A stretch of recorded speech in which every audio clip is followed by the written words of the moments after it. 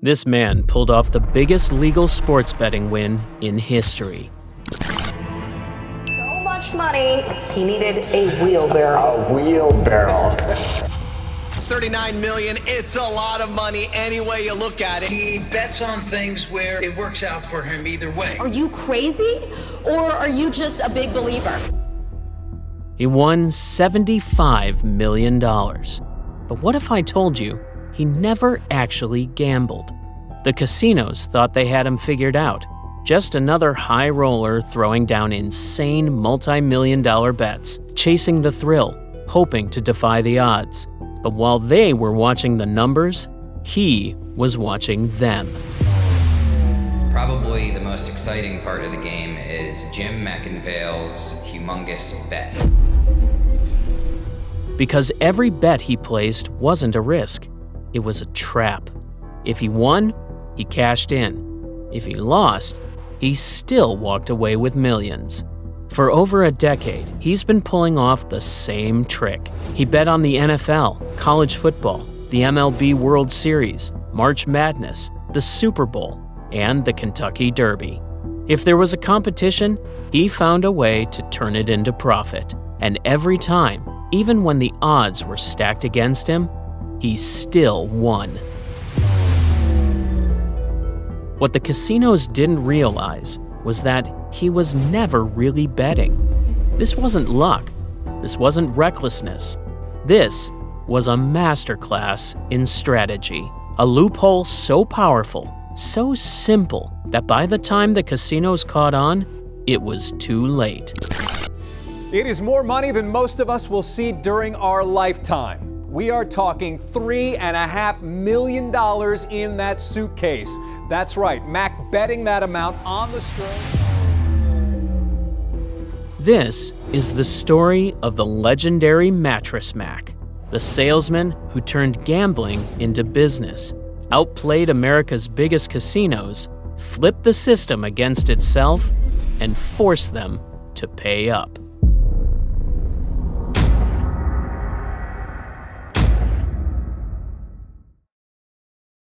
Houston, Texas, 1981. A city of oil tycoons, big dreams, and even bigger risks. A place where fortunes were made overnight and lost just as fast. Into this wild, wide-open frontier rolled Jim McIngvale, broke, desperate, and armed with nothing but $5,000 and a gut feeling. He had no investors, no connections, no backup plan. Just a rented space in a rundown mobile home park and a do-or-die mentality. The idea was simple, to sell furniture. The execution, a 24/7 grind. No sleep, no luxuries. He and his wife Linda slept in the store, guarding their inventory like pirates protecting a sunken treasure. Every Saturday, they'd drive to Dallas, load up a truck with furniture, and haul it back to Houston. No middlemen, no shortcuts, just brute force and hustle. For a while, it worked. Sales trickled in. The dream was shaky but still standing, until 1983, when it all collapsed. Money was running out. Customers were scarce. The business was on the verge of death. Jim had one last shot. One desperate gamble that would either save him or end him. With his last $10,000, he bought a TV commercial. But when he saw the final cut, beautiful bedroom furniture at reasonable prices, you looked all over Houston. Something felt wrong. It was boring, forgettable, a disaster in the making. So, in a last-second moment of desperation, he stepped in front of the camera and did something insane. He improvised. He shouted. He pulled cash from his pocket and threw it in the air. And in a frantic, unplanned burst of adrenaline, he blurted out a line that would change his life forever. Gallery Furniture will save you money. And we will save you money. It wasn't polished. It wasn't scripted. But it was real. And in Houston, real sells. The phones started ringing. The customers poured in. And just like that, Jim McIngvale wasn't just another furniture salesman anymore. He was Mattress Mack. Becoming Mattress Mack wasn't the finish line. It was just the beginning. Because when you build something from nothing, there is only one rule: you never stop. For 2 decades, Mack was relentless. He poured everything into gallery furniture, worked 100-hour weeks, lived off caffeine and momentum. While other businessmen delegated, he was on the showroom floor, shaking hands, making deals, running commercials that became Houston legend. By the early 2000s, gallery furniture wasn't just a store, it was a machine. Mack had turned a struggling roadside shop into a multi-million-dollar empire, the kind of success most people dream about. But there's something you need to understand about men like Mack. They don't do comfortable. He wasn't built for stability. He thrived on movement, on risk, on uncertainty. And when the furniture business became predictable, he went looking for his next high. That high? It wasn't in oil, stocks, or real estate. It was in sports betting. At first, it was small, just a few wagers, a little action on the side. But for a man who never did anything halfway, it didn't stay small for long. Because one day, Mack realized something that would change the game forever. A gambling loophole so powerful that even Vegas didn't see it coming. It was simple. Bet big, sell bigger. For most people, gambling is a risk, a roll of the dice, a flip of the coin. You bet big, hope for the best, and when the house wins, because the house always wins, you walk away with empty pockets and a lesson learned. But Mack, he doesn't gamble like most people, because in his world, losing isn't an option. The year was 2012. The Houston Texans were on fire, and Mack saw an opportunity, not just to place a bet, but to redefine the game. He launched a promotion: buy $3,000 worth of furniture, and if the Texans won at least 10 games, you'd get a full refund. Customers lined up. Sales exploded. Millions of dollars poured into gallery furniture. Now, a regular businessman might start sweating. That's a lot of money to give back if the Texans actually won. But Mack, he wasn't worried, because he had a secret weapon. Behind the scenes, he hedged his bet. He took the same millions his customers had spent and placed a massive sports bet against the Texans. If they lost, he kept the sales. If they won, the bet covered the refunds. It was a win-win. No matter what happened on the field, Mack walked away on top. And that's when it clicked. He wasn't really betting. He was playing the system. For the next few years, he perfected the strategy. Super Bowls, World Series, March Madness. Whenever Houston had a shot, Mack was there, turning sports betting into a business model. But then, he got overconfident. 2014, Super Bowl 48. The Seattle Seahawks versus the Denver Broncos. It was supposed to be a game for the ages, a battle between the league's best offense and best defense. And Mack? He saw another golden opportunity, another big promotion, another wave of customers flooding gallery furniture. The deal? Buy $6,000 worth of furniture, and if the Seahawks won, your purchase was free. The logic was simple. The Broncos were the heavy favorites. Peyton Manning had just completed one of the greatest seasons in NFL history. All the analysts, all the odds makers, all the fans, they were calling it a near guaranteed win for the Broncos. Mack believed them. He didn't think Seattle had a real chance, so this time, he didn't hedge. No counter bet, no safety net, no backup plan, just a blind leap of faith. And from the very first snap of the game, he realized just how big of a mistake he had made. 12 seconds in.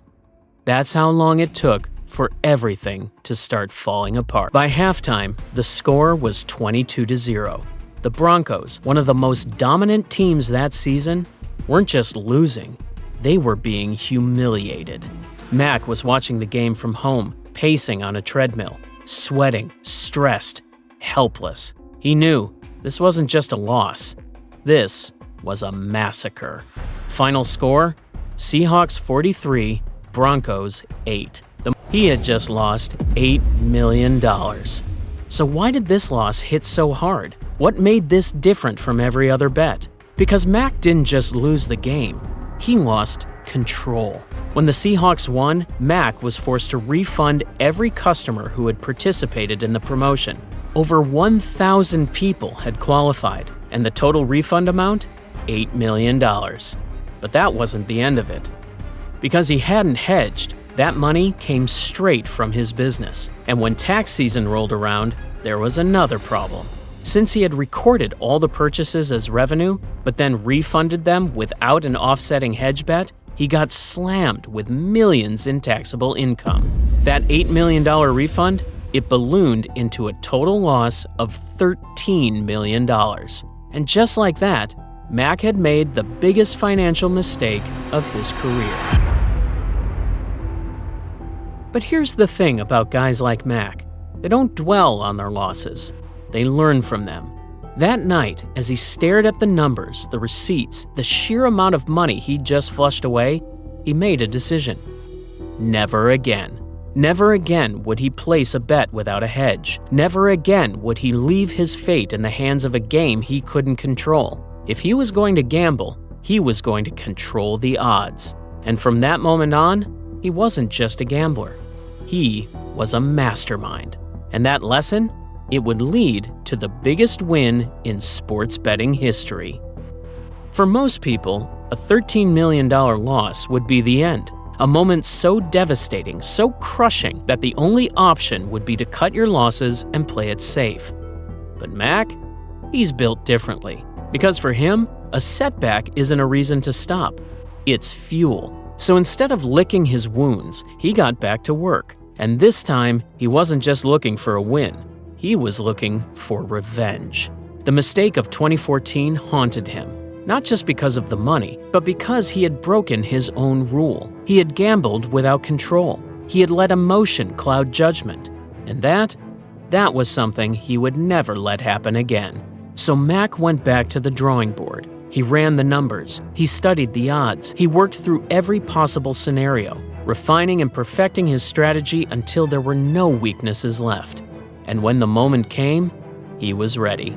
3 years have passed since the Super Bowl disaster. The sports betting world had changed, and so had Mack. This time, it wasn't the NFL. It wasn't football. It was baseball. The Houston Astros had made it to the World Series, facing off against the Los Angeles Dodgers. And Mack? He saw another opportunity, one that was bigger than any bet he had placed before. He launched a new promotion at Gallery Furniture.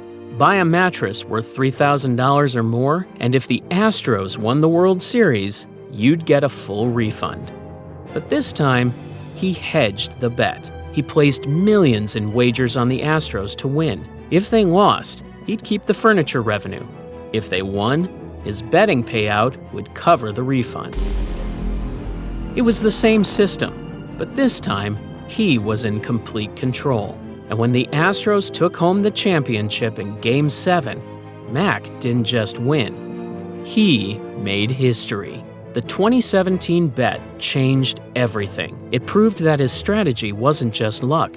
It was foolproof. From that moment on, he ran every single promotion the same way. NBA Finals? He bet. March Madness? He bet.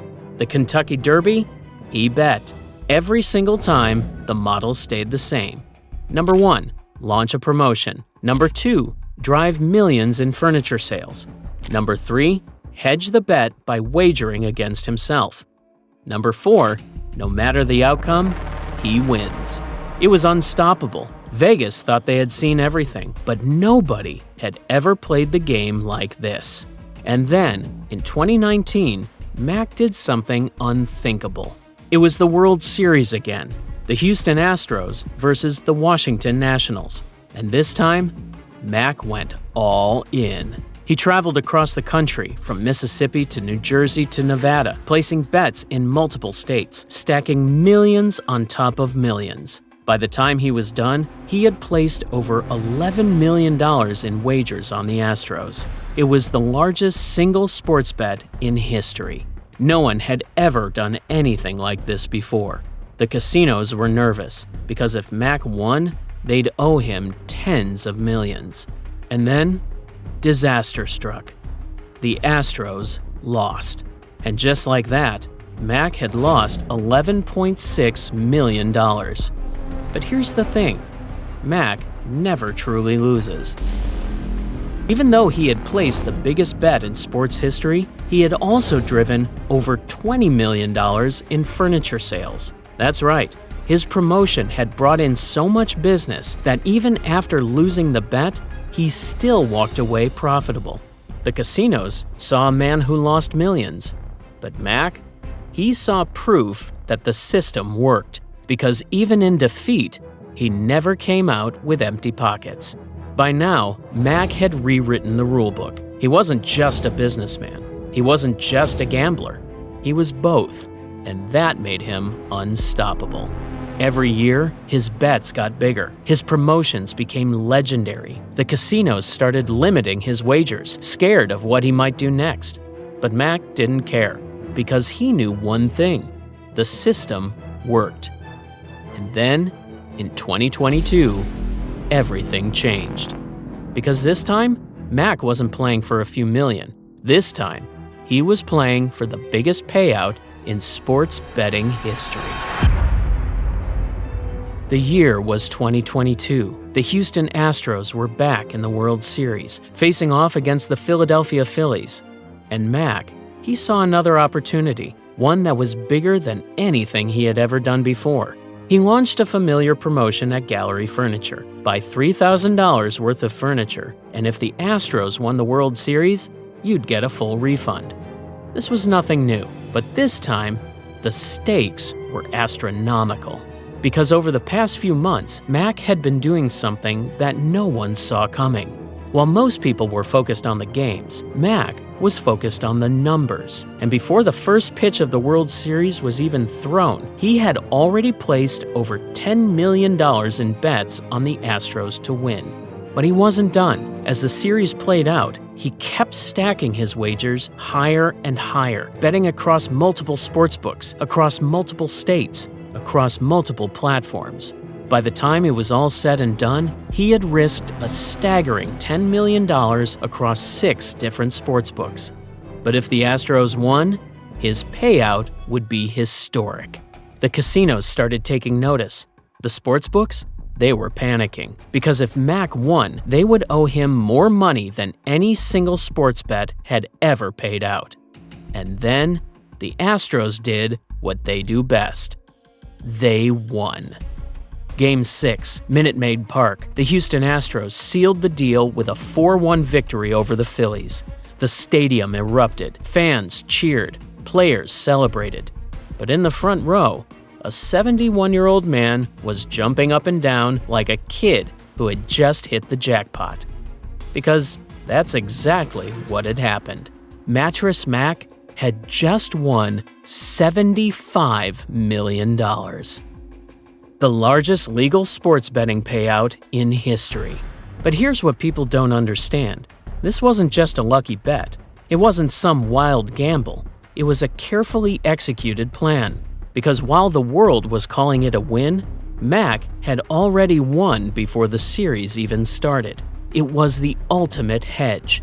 No matter what, he walked away with a fortune. And this time, the casinos, they were the ones left paying up. The moment the Astros won, the sportsbooks knew they had a problem. One executive from Caesars Sportsbook even admitted, "We just wrote the biggest check in sports betting history to Mattress Mack." DraftKings, MGM, FanDuel, they all took a massive hit because Mack didn't just beat one casino, he beat all of them. In total, his payout was a record-breaking $75 million, the kind of money that sportsbooks aren't supposed to lose. But Mack, he wasn't fazed. He wasn't surprised, because he had planned this all along. Most people would take their $75 million win and walk away. But Mattress Mack, he's not most people. Because for him, this was never just about the money. It was about the game, the strategy, the thrill of turning risk into reward. After his record-breaking win, he didn't slow down. He didn't slow down, he doubled down.